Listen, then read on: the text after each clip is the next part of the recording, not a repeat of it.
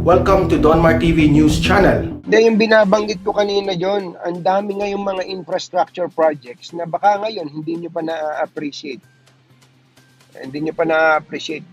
Pero bukas makalawa, sasabihin nyo, buti na lang ginawa ito. Buti na lang at naumpisahan to. At kung hindi, ganon, patay na naman tayo. Lalo na pag nagpalit ng administrasyon, mamamali na. Kumbaga, babaguhin na naman yung, kalaban ng kasalukuyang administrasyon yung mauupo. Naku po, nanang ko po.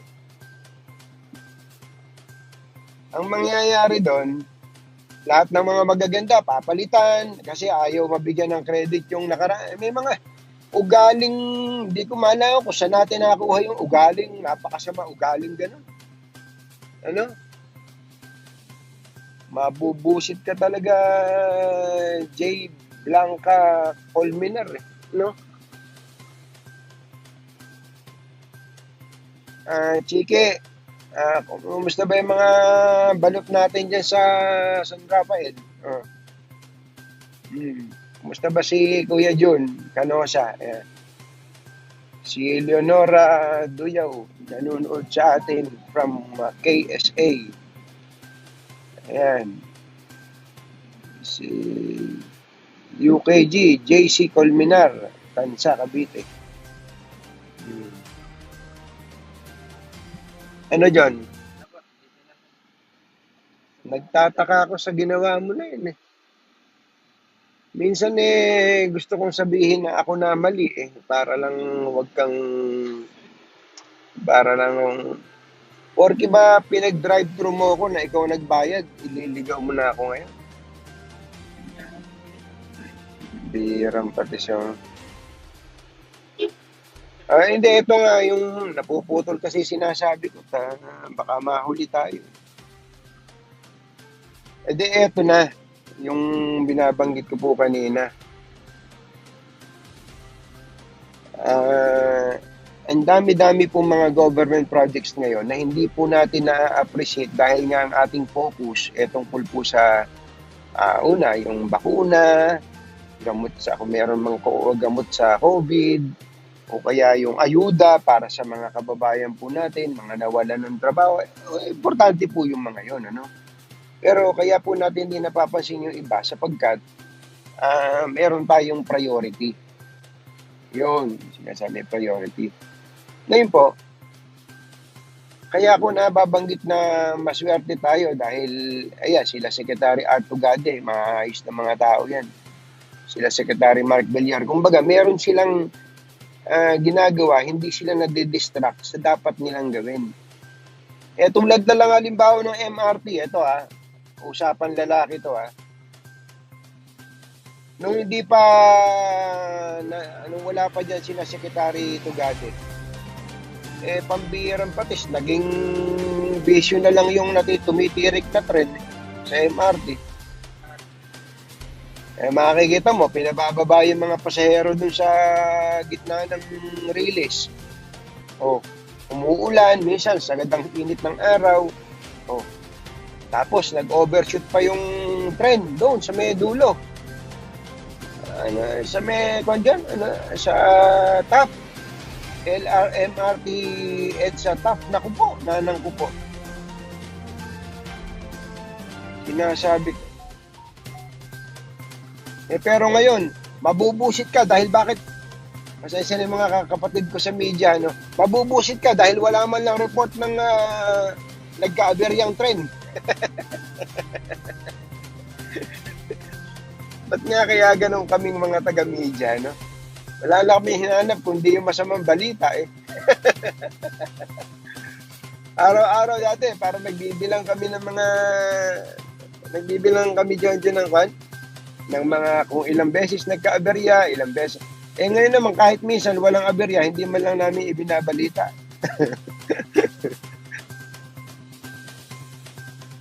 Natawa ako doon sa sinabi ni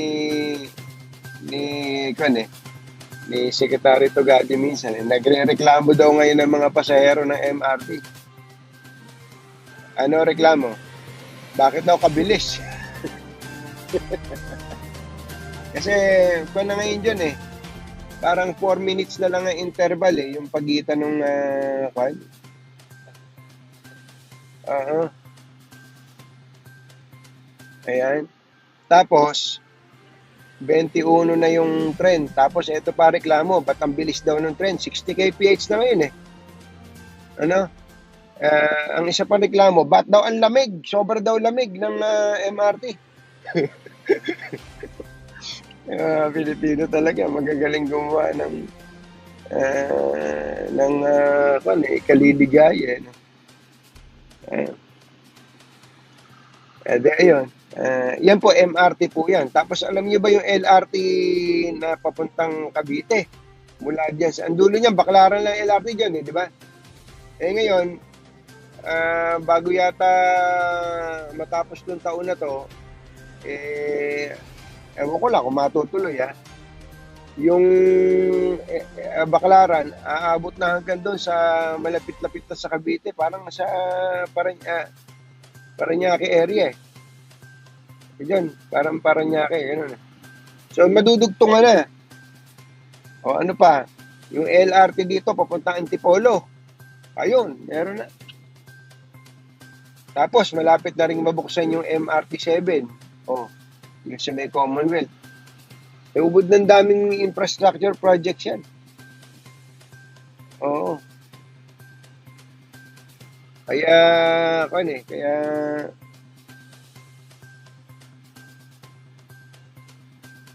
kumbaga, pagka tiningnan ako naman, hindi ko naman sinasabing ipikit mo yung mata mo sa mga mali kung may mali ka nakikita. Pero, habang nakakita ka ng mali, dapat titingin ka rin dun sa tama. Baka naman may tama, may magandang nangyayari sa paligid mo. Magtulong-tulong tayo kasi bayan natin to eh. Pagka wala na tong bayan natin na to, paano na tayo? Pagtsagaan na natin tong bayan natin. Ano? Kawawa naman tong bansa natin. Ano? Anyway, John, patay tayo dun sa ikakasal. Patay tayo ngayon sa ikakasal. Anong oras na raw tayo darating? Sabi nung mapag-aksaya ng oras na yan. 2:40! Diyos mio, patay tayo. John, patay tayo. Ito na ang katapusan nating dalawa.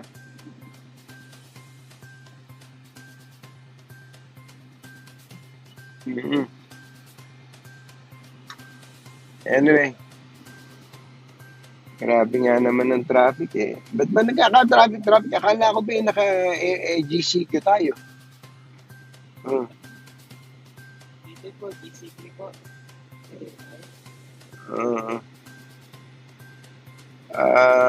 Happy birthday to Sister Gladys Isabel Alejandro Manansala. Pinabati po kayo ni Ate Jenny Puwa.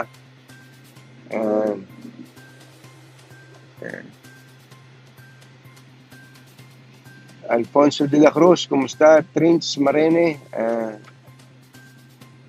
Sabi ni Randy Vidal, bakit yung Skyway na bago, wala pa pong bayad? Daan kami ng daan doon. Kung bayad kami ng bayad, ang dami na namin binayaran. Ikaw, pinapaalala mo pa, Randy. Kainam-inam nga at libre pa kami. Si Ate Irma Pingol, kumusta po kayo? Ate Irma, Kuya Henry, sa mga bata, Inemeli, Shen, JM, mga taga Santa Rosa, kumusta po kayo dyan?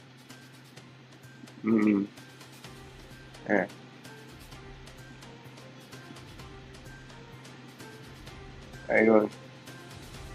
Marisa Opulentissima, ganda ng pangalan niya. Jane Garcia. Dun sa mga nanonood sa amin dyan, na attend sa kasalan ni na Brian Jetta at Jesly Labasan, wag nyo na kaming intayin, ituloy nyo na po yung kasal. Baka pagka nakita pa nung ikakasal si John, magbago pa isip.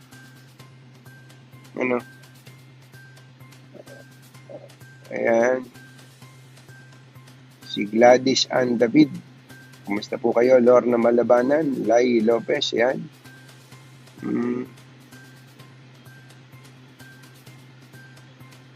Ah,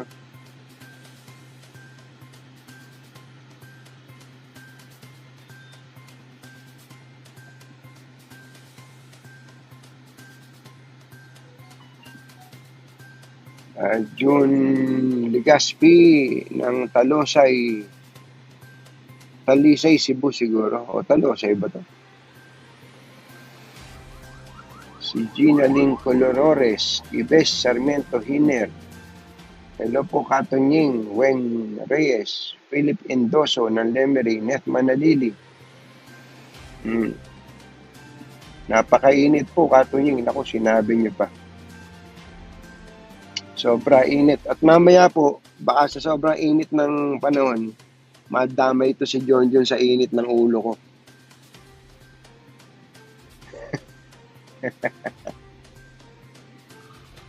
Saan na ba tayo, John? Hindi pa tayo nakakarating man lang sa silang, ha? Silang na ba to? Naku po, patay tayo, John. Yung po, ulit ko lang po, yung pong ikakasal, tuloy nyo na po yung kasal nyo, wag nyo na po kami intayin. Patawarin nyo na po kami ni John. Naligaw po kasi kami.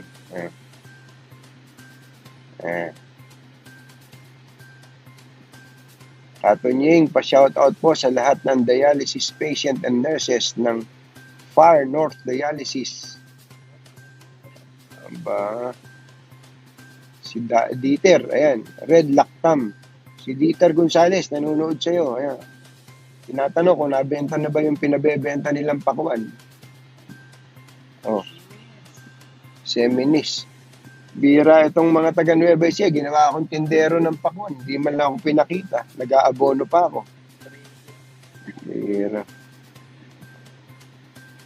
Mag-ingat po kayo, ano? At kami magpapaalam na. Na-miss ko lang po kayo, kaya po kami ay nag-live ngayon. Ano? Pagka pupunta kayo ng Tagaytay, daanan nyo na rin yung Katonyings Tagaytay. Dumaan lang kayo. Pagka medyo pagdaan nyo, medyo nagugutom na kayo, pumunta na rin kayo. Pero kung wala kayong pera, wag na kayong tumuloy. Thank you po. Bye-bye.